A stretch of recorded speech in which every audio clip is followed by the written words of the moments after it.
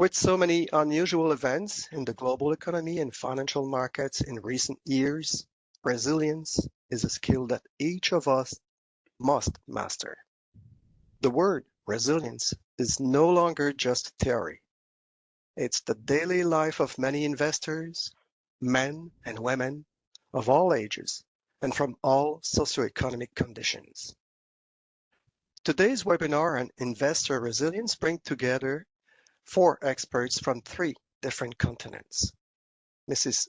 Chiara Monticoni, Senior Policy Analyst, Financial Consumer Protection, Financial Education, and Financial Inclusion Unit at the OECD.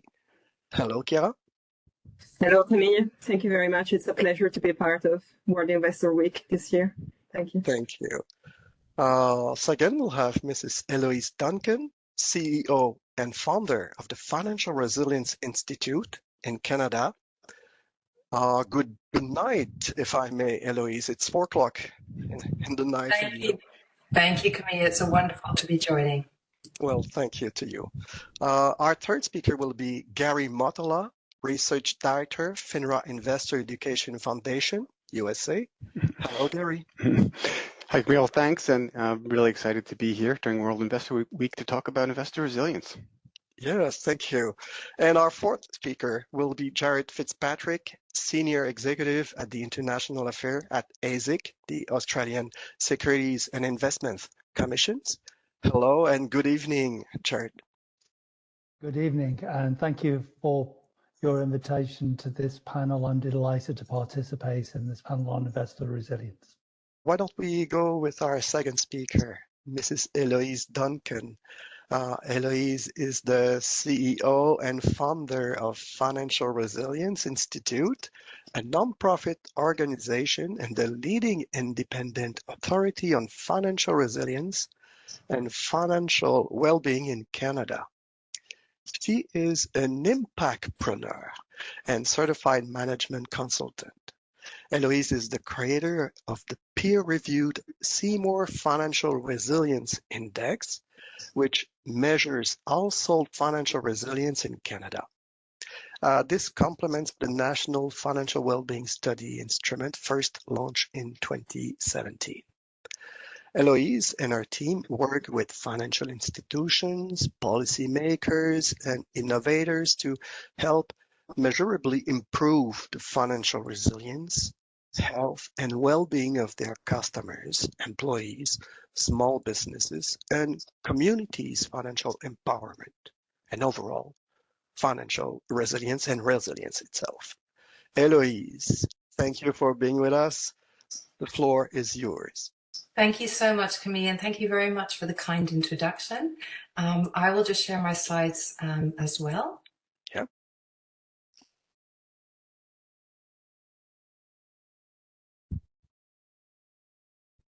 Can everyone see that okay? Yeah, perfect. Wonderful. So it's wonderful to be joining today. I'm going to be speaking about financial resilience and financial well-being, and also specifically the impact of people working with a financial planner and or adhering to a financial plan and improved financial resilience.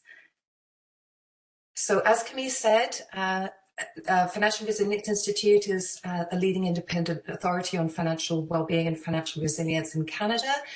We've worked with Statistics Canada, our government agency, and launched joint reports with them on the financial well-being of Canadians. And the index that's been created has been UN peer-reviewed with UNPRB, Haber Analytics, and many other organizations that we work with. We are working to help improve the financial resilience and well-being of Canadians, in particular those who are more vulnerable or underserved, and very much collaborating with organizations globally as well in the area of financial well-being. Our institute will also be launching a free financial resilience score tool for all Canadians and global citizens over the coming months.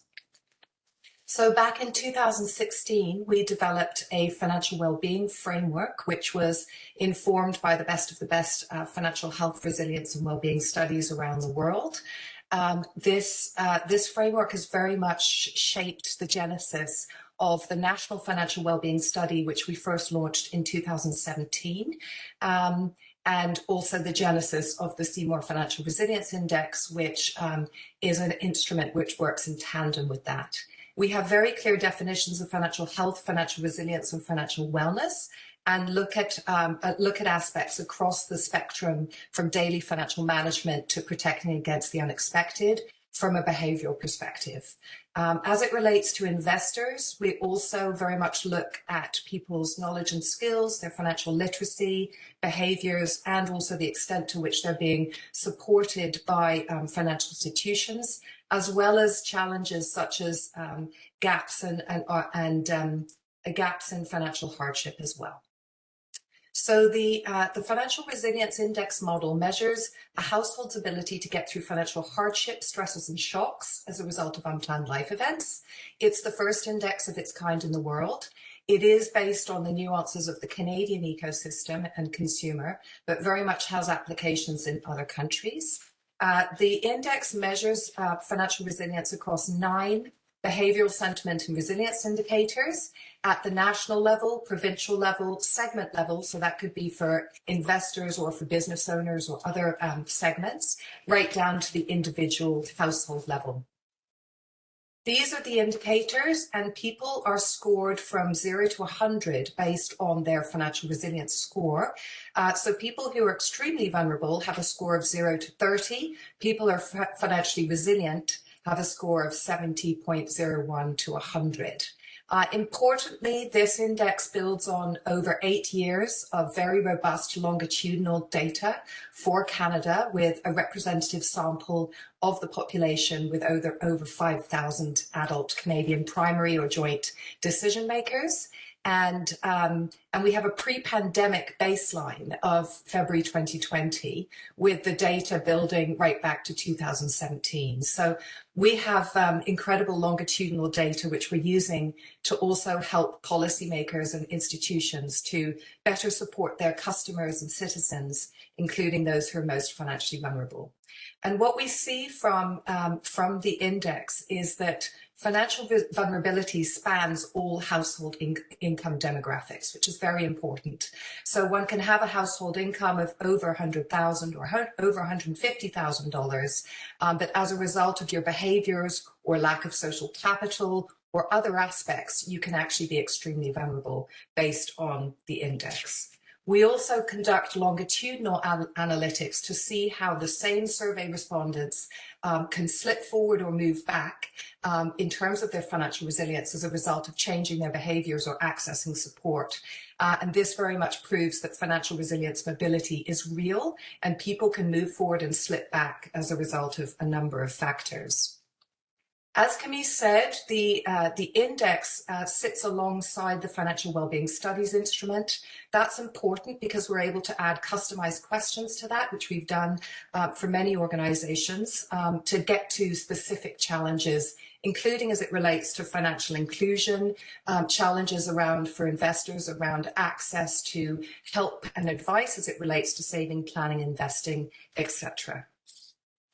So on our website, there are many free published reports which will be available after this webinar.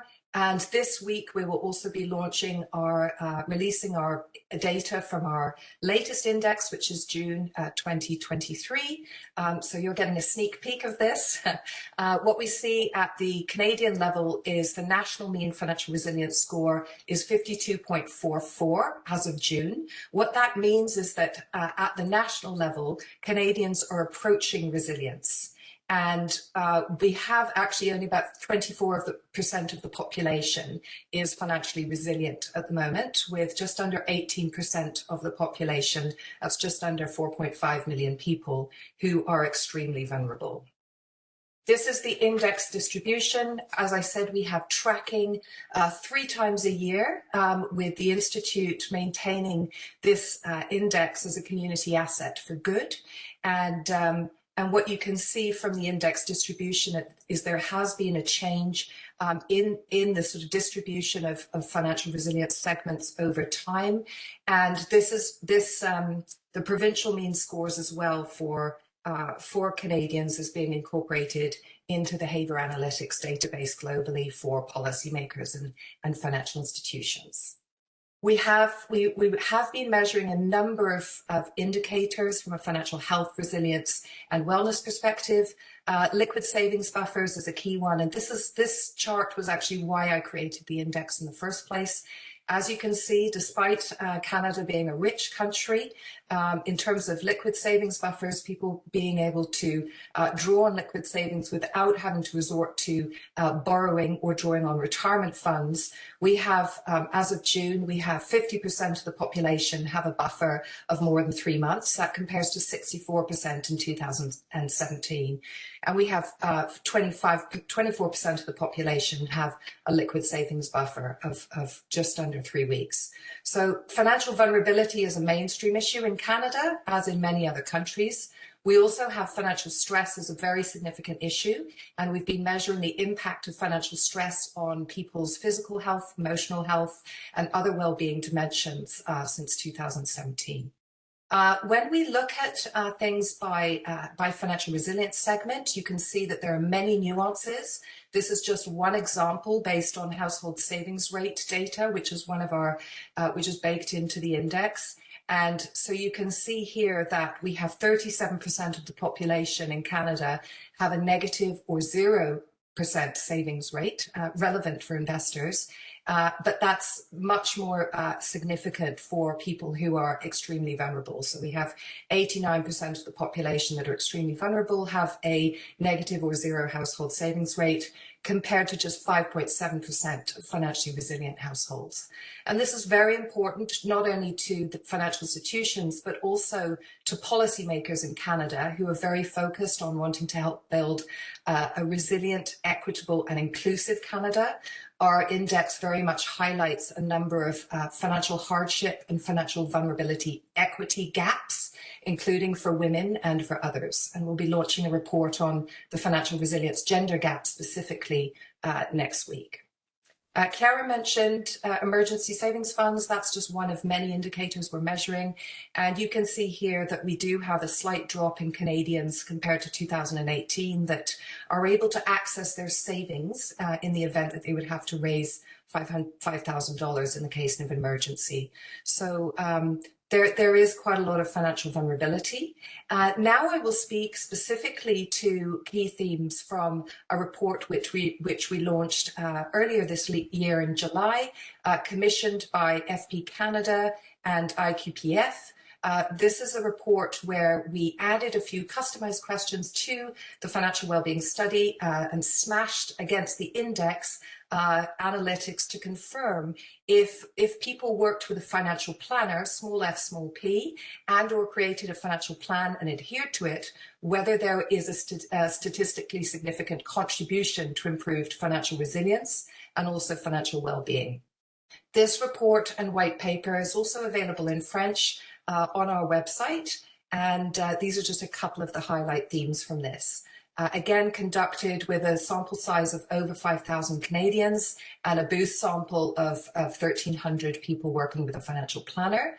What we see is that planning ahead financially definitely has a measurable contribution to financial resilience. This is one of our indicators as well. There is an association between people working with a financial planner and improved financial resilience across all household income demographic groups. And this also can have an impact on lower levels of financial stress, as well as very important contribution from not only having a financial plan, but adhering to it.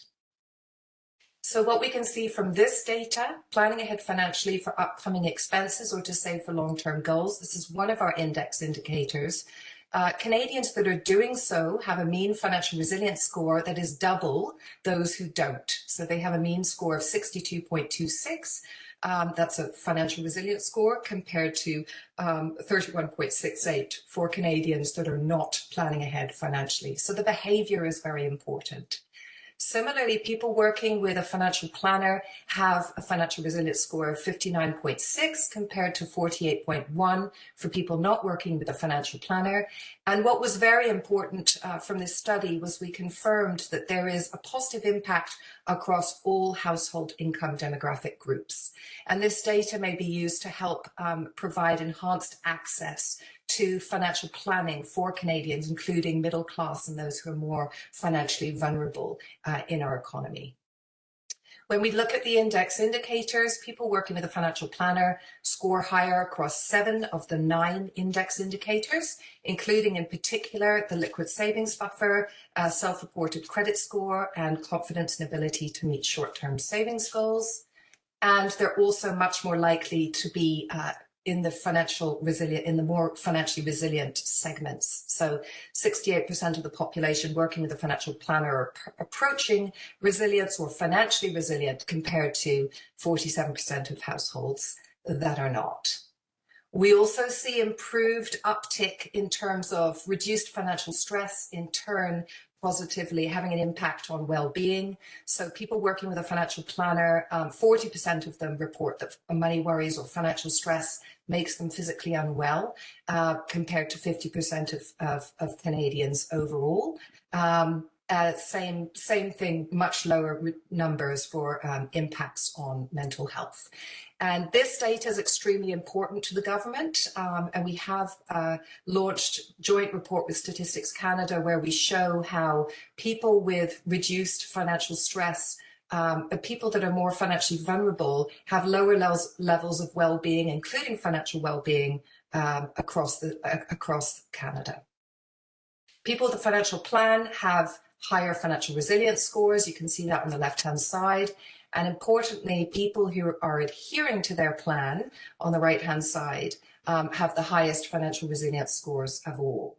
So the index is being used to shine a light on the criticality of people planning ahead financially, but we're also measuring many other financial inclusion and other gaps for Canadians, and our reports are available on our website. I'd be delighted to take any questions, and thank you so much.